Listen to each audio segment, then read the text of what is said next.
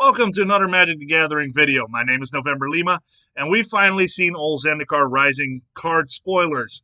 We've seen everything that the new set will bring when it releases on Arena on the 17th, and whenever it releases on paper a week later. So what I wanted to do is I wanted to put together those cards that I think will be standard staples. What are going to be some of those really strong cards that we will see when we hit the standard rank ladder? Some of these cards are going to be really powerful in the format, and I really think will shape the meta, if you will. Now, small disclaimer, this is what I think will happen. This is what I think will be cards you're going to see a lot on the ranked ladder, some of them even in tournament play, but it's also a lot based on what I think. So this is not a guarantee. So if you spend all your wild cards and you don't see these cards show up, don't hold it against me. I'll probably be slightly more accurate than your local weatherman. So there you go. I really think, though, that for each color that I selected, the three cards that I think will be standard staples in a way, I really think that I've got some good picks here. So we'll see how this will age. I would be very comfortable spending my wild cards on it, but probably time will tell if that's actually the wise thing to do. So we'll just jump right in. I picked three per color. And then three for multicolored as well. The only color I don't touch is not multicolored, but colorless. There's one card that is incredibly strong, the Lithoform something. It's an artifact. It looks really powerful. I just don't know if it's really a standard staple. I think you're going to see it, but it's not fantastic in the way that it applies to a lot of different strategies. So that's why I didn't include colorless. So we'll just jump right in. We'll start with white. And the first one here I think is incredibly powerful. So this is Skyclave Apparition. It's a white and a white for a creature core spirit. And it's a 2/2. When Skyclave Apparition enters the battlefield, exile up to one target non-land, non-token permanent you don't control with converted mana cost 4 or less. When this leaves the battlefield, the exiled card's owner creates an XX blue illusion creature token, where X is the converted mana cost of the exiled card. So really strong, because this is good in so many different strategies. It deals with a non-land, non-token permanent, so think of an Uro, think of a Lucky Clover, think of a Planeswalker. This takes care of all those things. And all it does when Skyclave Apparition leaves the battlefield, it leaves behind a creature that was that converted mana cost. So think of a Lucky Clover. You get rid of it, and they get a 2/2 creature out of it whenever Skyclave Apparition leaves the battlefield. Or Uro, they get a 3/3. That is such a such good value. That's really can get you out of a tough spot, is to play this Skyclave Apparition. So I think you're going to see this a lot. Anything. I think if there's going to be like a blue-white flicker deck, you're definitely going to see the Skyclave Apparition. Some flash decks that could put this back in their hand. Shepherd of the Flock with this is really good. There's just so many applications to really take advantage of this ability, because when it comes down to it, creatures, and especially creature tokens, are just so much easier to deal with than a lot of these non-token, non-land permanents that would otherwise deal with. So Skyclave Apparition is going to see a lot of play, I think, in multiple formats, but in Standard, you will definitely see this in any kind of blue-white or white-black kind of deck. This with your Ryon will see play for sure. So next card is Felidar Retreat. It's a 3 and a white for an enchantment with landfall, meaning that whenever a land enters the battlefield under your control, it triggers the ability. So in this case, you get to choose one. Create a 2/2 white Cat Beast creature token, or you put a 1/1 counter, a +1/+1 counter on each creature you control, and those creatures gain vigilance until end of turn. Again, really powerful. It's a 4 mana enchantment, which is kind of the only thing here that makes me a little hesitant to get super excited about it. But I think it's going to see a lot of play. There's a lot of enablers in this set for +1/+1 creatures. +1/+1 creatures was already a powerful Celestia deck in the previous set. I think the meta shifted a little bit to where you didn't see it nearly as much as maybe it was possible. Conclave Mentor, I think is the name, is the card, the 2/2 Celestia card that doubles the counters being put on creatures. That's still in Standard when this set releases. And there's a lot of other really powerful +1/+1 effects. And this set is bringing some really good ones too. So I feel like anytime a land drops and you get to increase those +1/+1 counters is going to be really valuable. And if you're running low on your creatures, like you get a board wipe, then you can just start filling the board with 2/2 white cat beasts, and then potentially put +1/+1 counters on those. So I really think that there's a strong synergy here with those decks, and I think you're going to see those decks, whether it's going to be white-green or Abzan, I'm not sure. Right now, honestly, I'm leading Abzan because the land base is actually really solid for Abzan with the Triomes. And some of the green-black creatures that are releasing in this set have a really strong +1/+1 synergy. And then you also have Pelucranos from Theros Beyond Death that will really help in this strategy as well. So I think this is going to see play. I think one of the really strong aggro decks is going to be the +1/+1 decks. Simply because they can snowball out of control so quick. Imagine dropping Felidar Retreat against a control deck. You're probably going to drop it on turn 5 instead of 4, so you can play Felidar Retreat and follow up with a land right away, so you have instant value. So now we're on to the third white card, and the last one for now. Archpriest of Iona. It's a 1-drop, so 1 white, for a creature human cleric. And Archpriest... Oh, it's the power is a star, so the power is whatever, we'll get to that, and the toughness is a 2. So Archpriest of Iona's power is equal to the number of creatures in your party. So party's a new mechanic in Zendikar Rising. Your party consists of up to 1 of each of Cleric, Rogue, Warrior, and Wizard. So this is a Cleric, so if you have nothing else on the field, worst case scenario, you have 1 party member, which is your human Cleric, Archpriest of Iona. So worst case scenario, it's a 1/2. And a 1/2 for 1, I mean, that's not bad. I mean, that's pretty solid for a white 1-drop if you're thinking aggro. At the beginning of combat on your turn, if you have a full party, target creature gets +1/+1 and gains flying until end of turn. The reason I think this card is going to be so good is because, again, Boros aggro looks really good. And the fact that there are so many creature types in Boros that are that rogue or warrior especially. There are some wizards, but mainly rogue and warrior. So let's say in a Boros Winota deck. Winota is a warrior. Robber of the Rich is a rogue. Throw in some blue for Jeskai. You have Brazen Borrower, that's a rogue. There's a lot of very strong warriors and rogues already in the Boros and potentially Jeskai colors that could enable this. You could also go to Mardu route. There's just Archpriest of Iona followed by a Hallowed Season Blade. Archpriest of Iona is suddenly a 2/2. I don't know if you're truly ever going to have a full party, if that's really something you want to pursue. There's a lot of ways to do it, obviously. It's a mechanic in this set. But I think focusing on the full party mechanic is not necessarily what you want to do. The way you want to see Archpriest of Iona is just, it's a very powerful 1-drop that can easily be a 2/2 or a 3/2. And with that being said, that makes it a very, very strong 1-drop. So I think you're going to see this in a lot of aggro decks that run white and another color. So we're going into blue, and blue has a very interesting card here.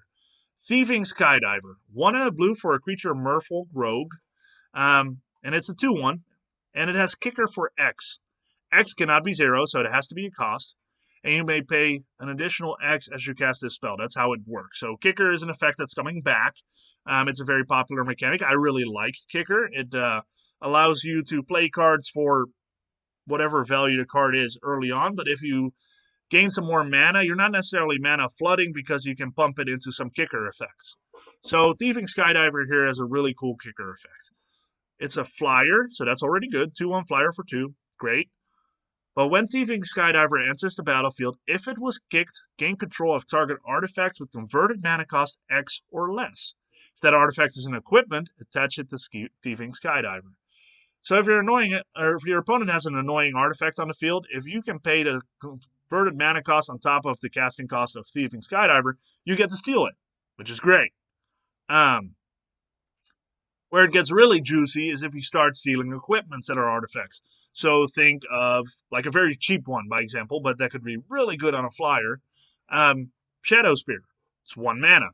So if you play Thieving Skydiver for 1 blue and a 1, so basically blue and 2, you get to steal your opponent's Shadow Spear and equip it to Thieving Skydiver when it enters the battlefield. That's pretty sweet. You got a 3/2 flyer with lifelink all of a sudden.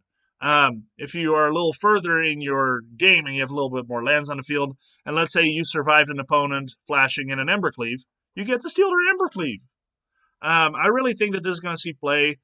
There seem to be more artifacts in the game. I still think that people are going to try to play Temur Adventures because it's just a really strong deck that's rotating pretty much completely intact. So being able to steal their Lucky Clovers is going to be pretty sweet if you play like Brazen Borrower alongside this. I really think this is going to see play, and it's going to be really pesky to play against if you run equipments or artifacts of any kind. Confounding Conundrum. 1 and a blue for an enchantment. When Confounding Conundrum enters the battlefield, you draw a card. Whenever a land enters the battlefield under an opponent's control, if that player had another land enter the battlefield under their control this turn, they return a land they control to its owner's hand.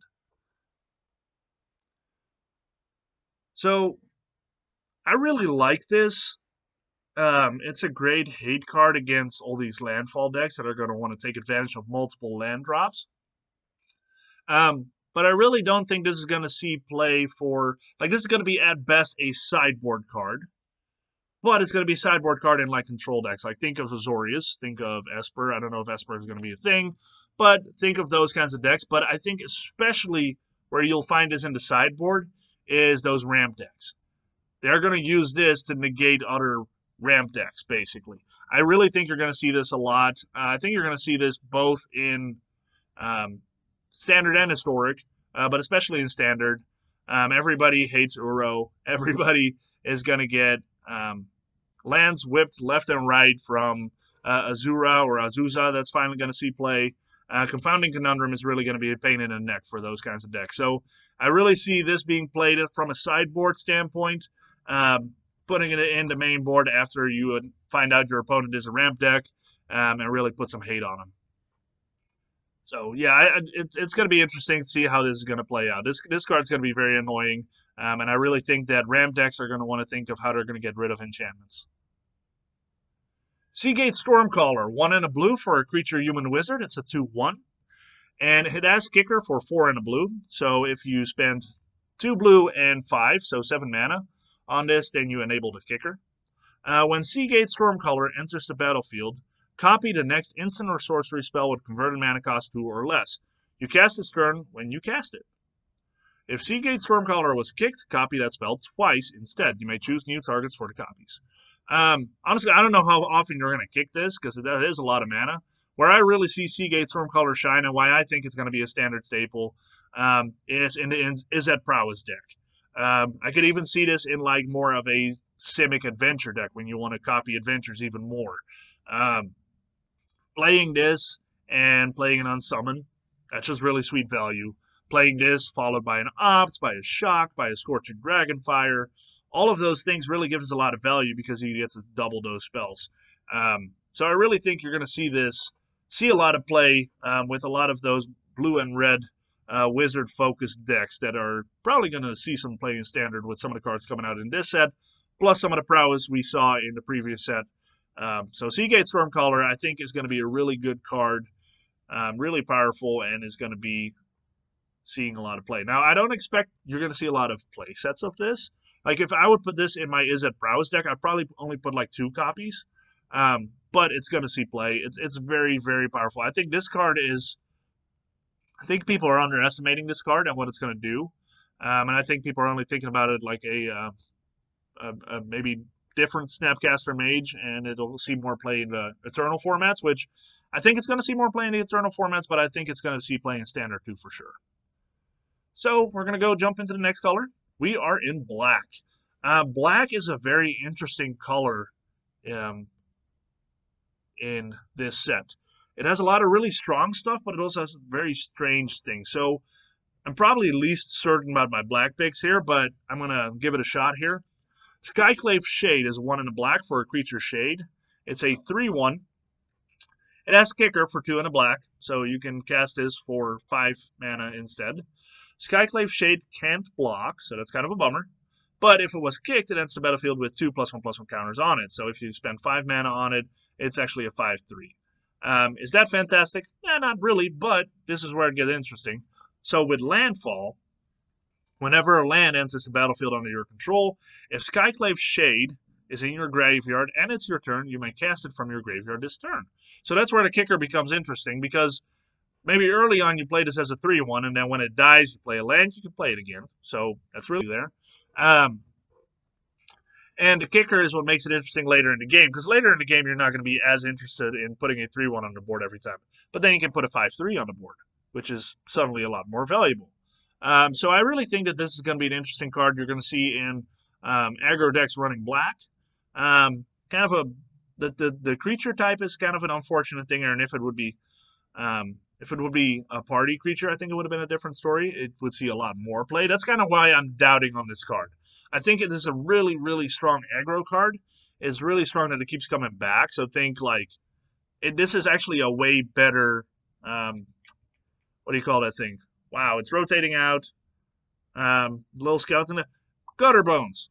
Gutter Bones. This is a way better Gutter Bones. Now, yes, it's 2 mana, but bringing Gutter Bones back is basically 3 mana. This is 2 mana to keep bringing it back. So initially, yes, the initial cost is 1 higher than Gutter Bones, but it comes back cheaper. It does more damage, and you have the potential of kicking it later if you have more mana. So if you imagine how much play Gutter Bones saw, this is a better, way better Gutter Bones, in my opinion. That's the comparison I have here. So, yeah, as I talk through it, I actually feel a lot better about why I put this card in here. Way better Gutter Bones. Initial cost is 1 higher, but after that, the value is going to come back so much more. Shadow's Verdict. 3, a black and a black for a sorcery. Exile all creatures and all planeswalkers with converted mana cost 3 or less from the battlefield, and all creature and planeswalker cards with converted mana cost 3 or less from all graveyards. So basically, all creatures and planeswalkers that are converted mana cost 3 or less go off the battlefield and off the graveyards, just all in exile. Everything gets exiled. CMC 3 or less. Creatures and planeswalkers, just poof, gone. Any black control deck that doesn't run Uro, obviously. So like think like black and white or Esper. Shadow's Verdict's gonna be sick. I imagine your opponent like ramping happily, having Lotus Cobra, Uro, setting up all that good stuff, and it's just poof, gone. Shadow's Verdict is sick. And especially nice because it's converted mana cost 3 or less. So if I'm more of a control deck, most of my creatures will be converted mana cost 4 or higher. Think of your Atrice, Oracle of Half-Truths. Think of your Solemn Simulacrum, or however you pronounce that. Think of your, what are some other good examples? I can't really think of them, but most of the creatures that matter to me as a control deck are probably going to be 4 or higher. Dream Trawler, 6. Archon of Sun's Grace, 4. Just a lot of really good creatures that are 4 or higher if you're a control deck. So this is going to get rid of all the creatures and planeswalkers that are in graveyard and on the battlefield that are either aggro or ramp until they get the bigger creatures out, obviously. So I think this is just really great. If you can get to 5, play this on turn 5 against some of those decks, that's going to be sweet. So that's why I think you're going to see this a lot in control decks. Some of the toys that black is getting, I think a lot of the control decks are going to want to include black in their decks. Nighthawk Scavenger. 1 a black and a black for a creature vampire rogue. It is a 1+ something and 3 toughness. Flying Death Touch Lifelink. So let's just stop right here for a second, right? 3 mana, Flying Death Touch Lifelink for a 1/3. 1 power, 3 toughness. Flying Death Touch Lifelink for 3. That's already really solid. Those are solid stats. That's a card that if I'd be playing more of a mid-range aggro, I'd be really happy with. Nighthawk Scavenger's power is equal to 1 plus the number of card types among cards in your opponent's graveyards. Cards in graveyard have only the characteristics of their front face. So, let's say your opponent has 1 creature and 1 sorcery and 1 instant in the graveyard. Or multiple of those. They have creatures, instant, sorceries in the graveyard. Let's just start with that. Suddenly this is a 4/3. Damn. For 3 mana? Excuse my language. That's awesome. That's really good. Flying Death Touch Lifelink. This thing is going to be an animal. I think this is going to see so much play.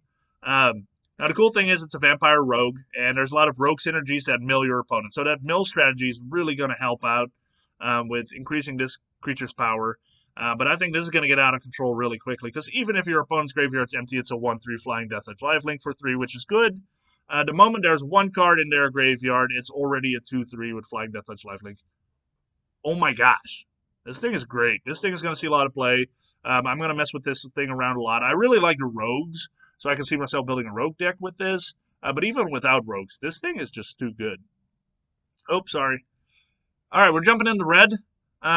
Red has a lot of cool cards, but it's probably one of the lesser exciting colors for me this set, which is funny because I actually play mostly red. Not mono, but typically like red with something else. Anyway, Thundering Rebuke, 1 and a red for a sorcery. Thundering Rebuke deals 4 damage to target's creature or planeswalker. Very straightforward. It's a sorcery for 2 mana, dealing 4 damage to a creature or planeswalker. Is it the end of the world? Is it like, oh my gosh, this card is amazing? No, but it's going to see a lot of play. It's going to be in sideboards for mono red. It's going to be in sideboards for Gruul. It's going to be played by anybody playing like a red control kind of deck. Because it's just really good. It's just solid. You can't go wrong with having this card in your deck. Especially, so basically what it is, think of how much play Lava Coil saw. Granted, Lava Coil exiled it, but it also only targeted creatures. Planeswalkers are pretty relevant. Now, granted, with Word of Spark rotating out, Planeswalkers are not nearly as oppressive, but there are some really strong Planeswalkers still in the set. So dealing 4 damage to target's creature or Planeswalker is really relevant, and then you have a lot of other effects that could potentially exile something from the graveyard. But again, we also saw that there's going to be some cards that are going to want to have cards in the graveyard. So I really think that Thundering Rebuke is going to see a lot of play simply because it is just a really solid 2-drop card.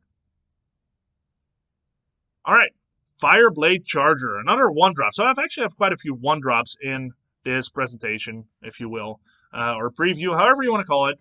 And that is just because the 1-drops are actually really quite powerful, and I think are going to see play in those aggro kind of decks. So Fireblade Charger is a 1-drop, and it's a 1/1. So again, base stats, not spectacular. What makes this good are, it's a Goblin Warrior. So again, the Warrior hits the party mechanic. And as long as Fireblade Charger is equipped, it has haste. So put an equipment on it, it's suddenly a haste creature. Which, again, if you play this a little bit later on, being able to put an equipment on it right away so it can swing right away could be really relevant. Turn 1, it's just a 1/1. When Fireblade Charger dies, it deals damage equal to its power to any target. That's relevant, especially if you put an equipment on it. Or let's say you put your opponent targets it and you respond with Infuriate. Then suddenly you do 4 damage to your opponent. There's just a lot of ways to abuse that, which makes it pretty cool. Reason why I think it's going to see a lot of play is mainly based on what I've seen in Standard 2021 ranked. You see a lot of Goblin Arsonists, which is a 1/1 for 1 that deals 1 damage to your opponent. This is a better, way better Goblin Arsonist. It's a 1/1 for 1 that at least deals 1 damage to your opponent, unless it gets a minus effect. And as long as it is equipped with something that has haste. So there's just more to it, and the fact that it's a warrior, again, because of the party mechanic, is going to be relevant. So I expect to see this in Mono Red. I expect to see this in Boros Party or Mardu Party. And there's also a lot of warrior equipment synergy. So there might be a warrior equipment deck, even though I don't think that's nearly as potent to be strong in this meta just yet. Kargon Intimidator. 1 and a red for another warrior. It's a creature, human warrior, and it's a 3/1. So a 3/1 for 2. Decent stats. Cowards can't block warriors. Good to know. So cowards is another thing that comes back from the past, and it's basically a creature type that you can assign as becoming a coward. I think there's only like 1 card that's an actual coward, but you can assign something to be a coward. So this is how it works. For 1 mana, you can choose one that hasn't been chosen this turn. So it's not a tap effect. So you can basically, if you have 3 open mana, you can activate all 3 of these effects once. Kargon Intimidator gets +1/+1 until end of turn. So you can activate it and make it a 4/2. Target creature becomes a coward until end of turn. So you can, before you swing, or before your opponent assigns blockers at least, you can assign 1 creature to be a coward, and that can block your warriors. Target warrior gains trample until end of turn. So if you have another warrior that's a beefier dude than this warrior, you can give that trample. You can also just make this a 4/2 with trample. So there are some synergies there. So again, Just a really solid, versatile 2-drop. So I really think that you're going to see this in a lot of red and Boros and Mardu decks. Again, Warrior is a tribal that they try to make work as well in the Boros colors. So Warrior with equipments. So I really think that this is going to have a lot of ways to be implemented. It's going to see a lot of play in a lot of different types of decks. Anything aggro with red, I would not be surprised you're going to see this, simply because of the versatility. So yeah, this card is really solid. I'm really excited to see it. And I think it's going to see a lot of play in anything red aggro. All right, we're on to green. Inscription of Abundance for 1 and a green. It's an instant, and you can activate a kicker effect for 2 and a green. So a total cost of 3 and 2 green. Choose 1. If this spell was kicked, you can choose any number instead. So you can choose all 3 if you want to. Put 2 +1/+1 counters on target creature. So for 2 mana, being able to put 2 +1/+1 counters on a target creature on instant speed, pretty sweet combat trick. Target player gains X life, where X is the greatest power among creatures they control. Could be really sweet. Let's say you have a questing beast on the field and you gain 4 life. Not bad. Target creature you control fights target creature you don't control. Also really sweet. So just a lot of really good effects for 2 mana. And if you want the value, like buy all 3, only pay for 2 kind of deal, you can spend 5 mana to get all 3 of these effects. So there's a lot of value here. I really think that this inscription is incredibly powerful. So every color has got an inscription. The black one is really interesting, but the green one is really where the value is at, just because it's a low cost to get one of these, and they are all relevant in their own way. So if you run any kind of creatures in a green deck, this is valuable. This is good. This is going to see so much play. This is a main boardable card. I could also see this being in the sideboard, but honestly, I would put it in the main board simply because you can do all 3 with it. If I run creatures, if I play mono green, being able to put 2 counters on a creature just to get extra power in, great. I might not care about life gain at that point. If I want to fight an opponent's creature, I can do that.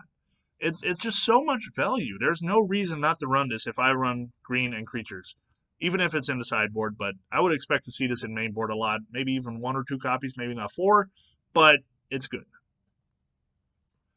Lotus Cobra. This is our reprint for the set. Obviously, there's more reprints, but this is the reprint. It's 1 and a green for a creature snake. That's a 2/1. So it's not a creature you put on the board to do damage with. Landfall. Whenever a land enters the battlefield under your control, add 1 mana of any color. That's where this is super sweet. Any ramp deck is going to include this. Any control deck with any kind of ramp, or any mid-range deck with any kind of ramp, Lotus Cobra is going to come in a full play set. Simple. So imagine playing a turn 1 whatever, turn 2 Lotus Cobra. Turn 3 you drop a land, and suddenly you have 3 mana of whatever because of your lands, obviously. Duh, 3 lands. But you also get to add a color of whatever color you want. So think of 4-color Omnath, which is definitely going to be a deck. I'll get to Omnath here later. 4-color Omnath. So let's say you have 2 colors on the board or 3 colors on the board already, which is great. You can just add the 1 color you're missing. Or you play a 2 or 3 color deck. It's just so easy to mana fix with Lotus Cobra. And if you start ramping with multiple land drops in 1 turn, that doubles, and you can add whatever mana you want. It's way too good. It is so powerful. This with Uro is just sickening good. So yeah, Lotus Cobra, gonna see a lot of play. Ashaya, Soul of the Wild. Take a second to appreciate this art. This looks really dope.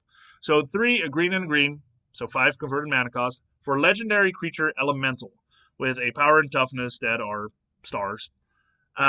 Ashaya, Soul of the Wild's power and toughness are each equal to the number of lands you control. So let's say you play fair game, fair magic, and you play this on turn 5 with 5 mana. It's a 5/5. 5/5 for 5. Good deal.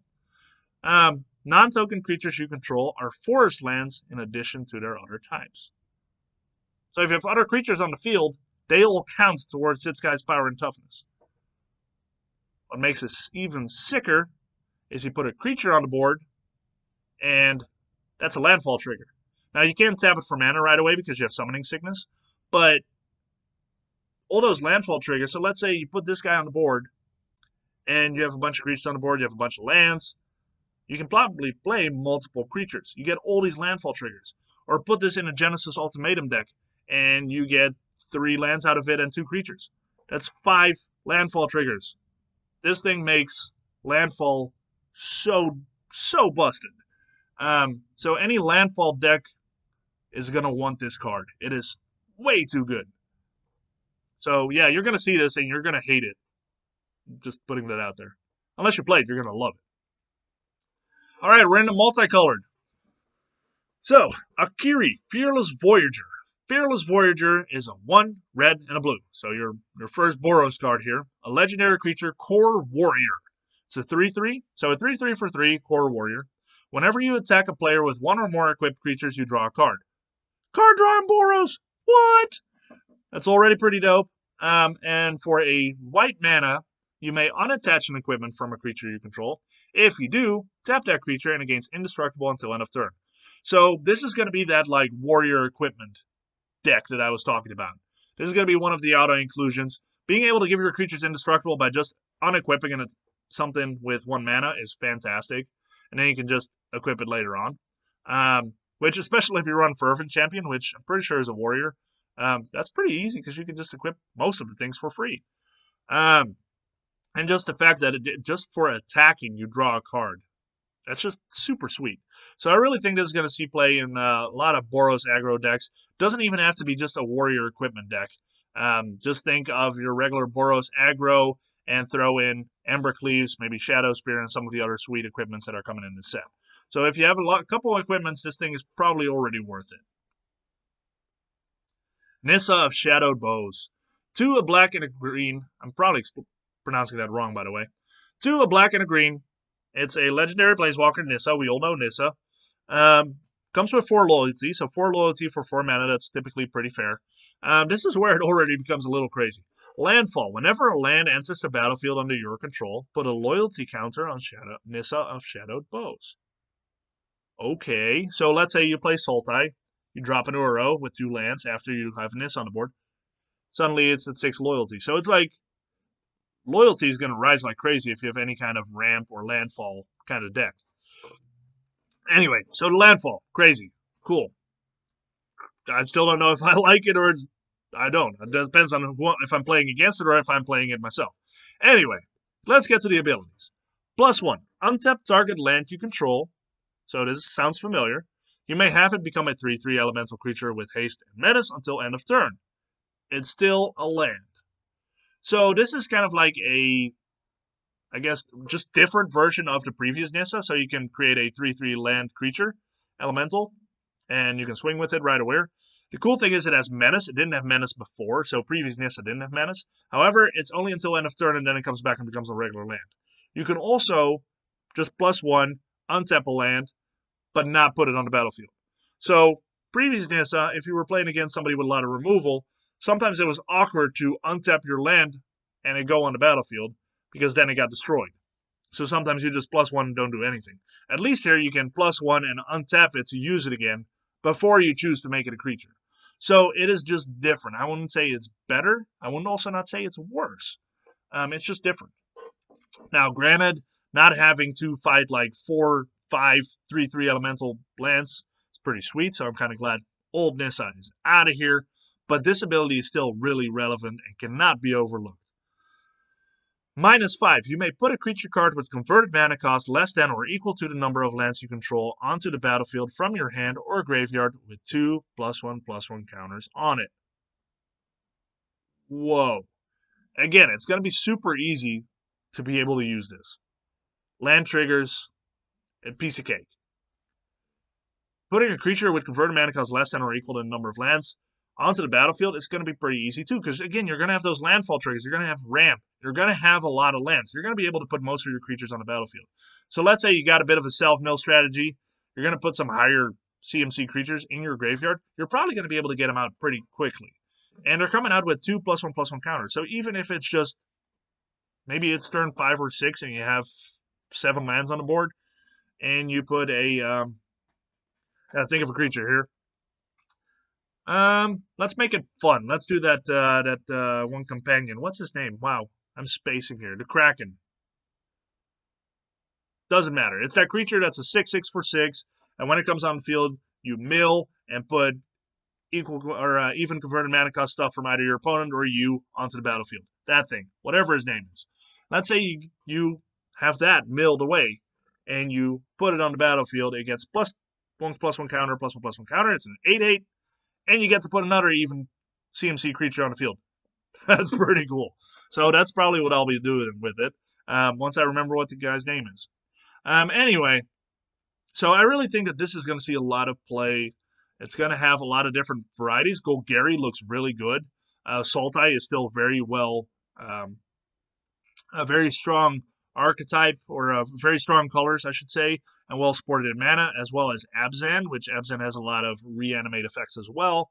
So I really think that there's a lot to support this card in being good. So I really think we're going to see a lot of play.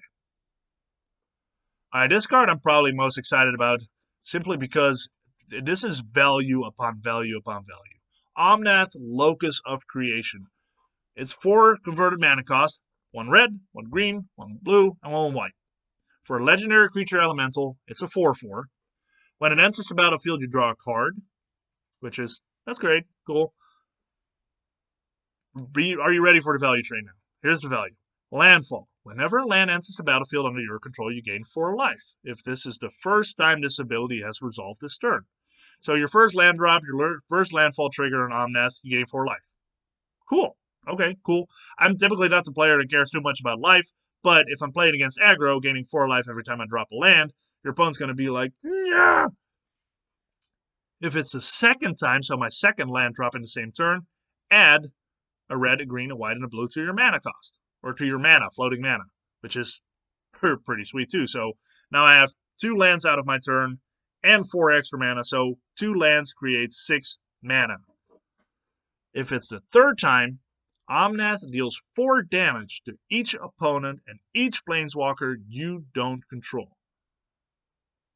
Pretty sweet. So it swings at my opponent for 4, and any planeswalker that I don't control, it swings at as well. The only thing that doesn't make this like absolutely busted is that it doesn't do damage to creatures. But still, Omnath, Locus of Creation, value, value, value. And that mana cost is actually not going to be that hard. You're going to be running Ketria Triomes. You're going to be running Rogran Triomes. So you're going to have all your colors covered there. You're going to have Lotus Cobra to help with mana fixing.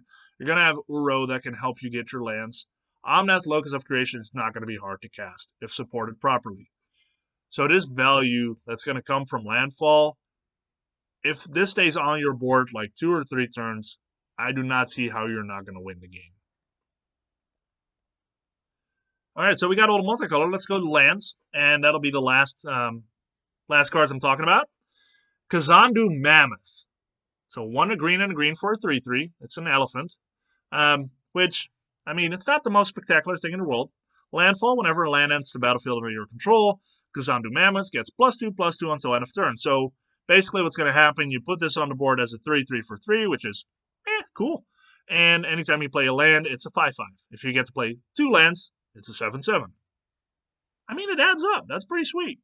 Why I think this is going to be really good is because let's say you get, like, you're trying to curve out, you have your land drops, then you can put it on the board as a 3/3 for 3 on turn 3. Dope. Or you play a Goose, you play it on turn 2. 3/3 for on turn 2.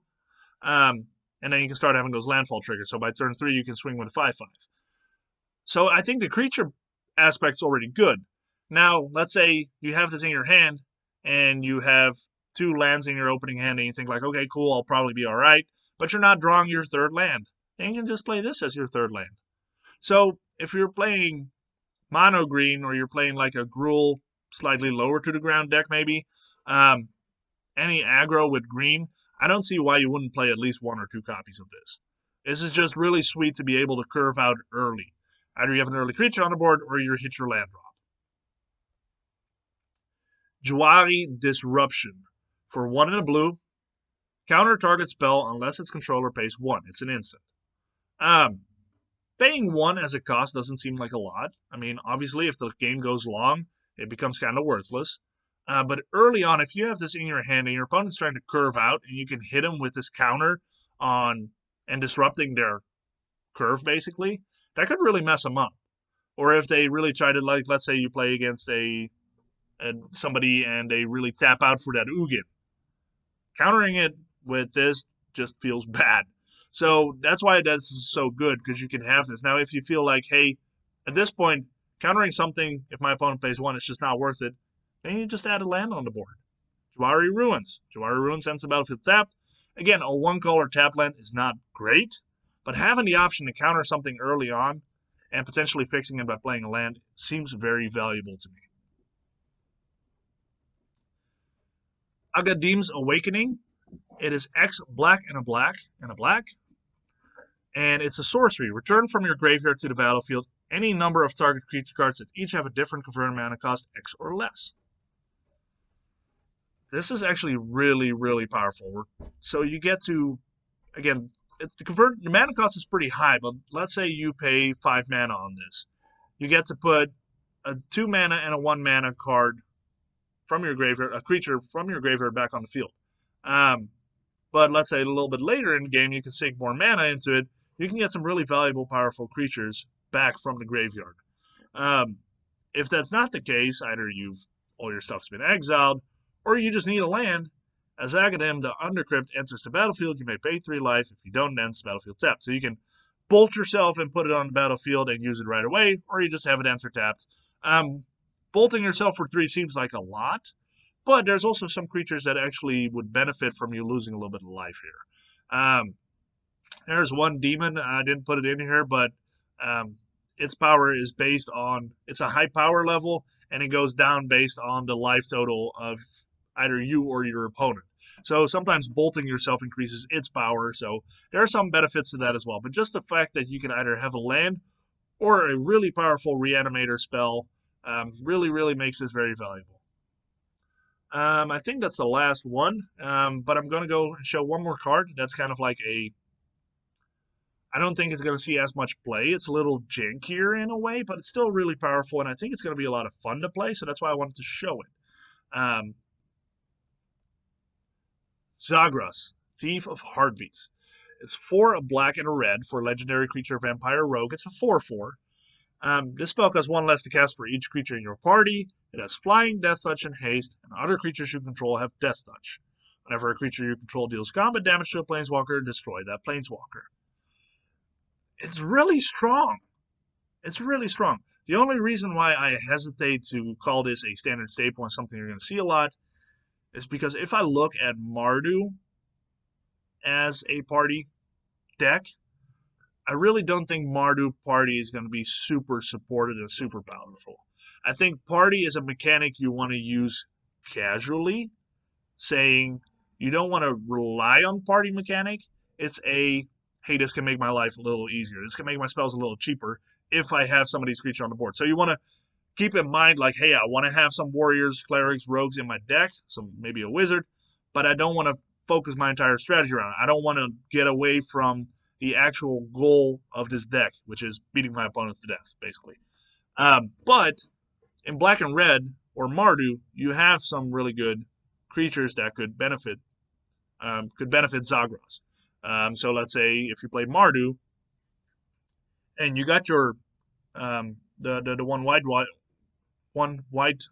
one drop I showed you, plus like a Seasoned Hollowblade or even a Winota on the board, this suddenly is a 4-drop. So then you have a 4-drop on the board that's a Flying, Death Touch, Haster that gives all my other stuff Death Touch, and whenever it deals combat damage to a Planeswalker, it destroys Planeswalker. So any creature on my board, when this is on the board, if it hits a Planeswalker, the Planeswalker's dead, even if it's a 1-powered creature. So I really think that this is good. I think it's really powerful, but there's a lot of stars that need to align, or at least some stars that need to align, and sometimes in Standard it's just not a reality. So that's why I don't think this is going to be a Standard staple, but I'm definitely crafting it and playing it in a Mardu Winota /party deck. So that's why I wanted to include it. So Anyway, I hope you enjoyed the video. I hope you got some good takeaways from it. We'll see how it ages. I really think that the cards I picked out are going to see a lot of play. They're cards I'm going to want to play with. So I'll see you guys on the 17th, and we'll have some fun with this set. Thank you.